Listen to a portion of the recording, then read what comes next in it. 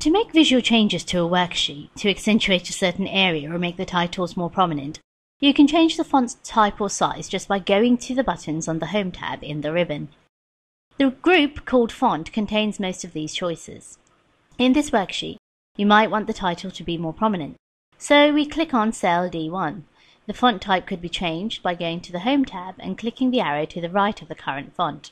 In the newer versions of Excel, the standard font is Calligary, but we want a different font type for the title.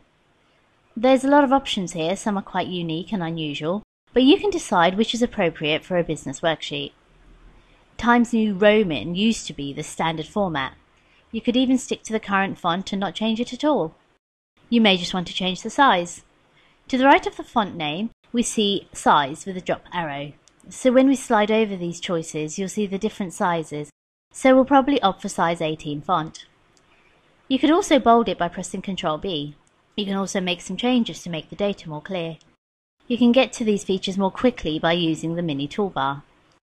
If we just want to make things bold and underlined, if you right-click the selected cells, you get the shortcut menu and the mini toolbar.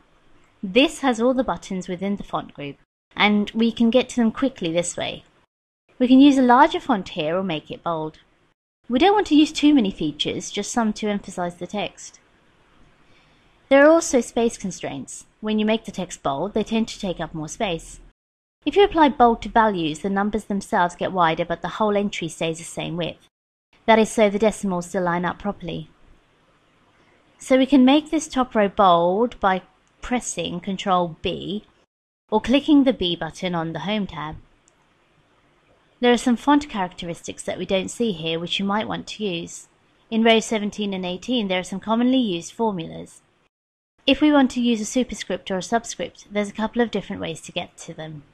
We need to activate the Format Cells dialog box. You can do this in three ways. You could press Ctrl 1, you could press the dialog box launcher in the bottom right hand corner of the font tab, or you can right click and choose Format Cells. The Format Cells dialog box has tabs for a variety of features including font. This is where we could see strike through and superscript. If we were typing an entry like H2O, we could just type H2O, then select 2, and then right click in the pop-up mini toolbar. You don't see that option for superscript. You'll have to activate it. So click the dialog box launcher from above, then choose subscript. Strike through is another feature which you can't get to by way of the standard ribbon locations.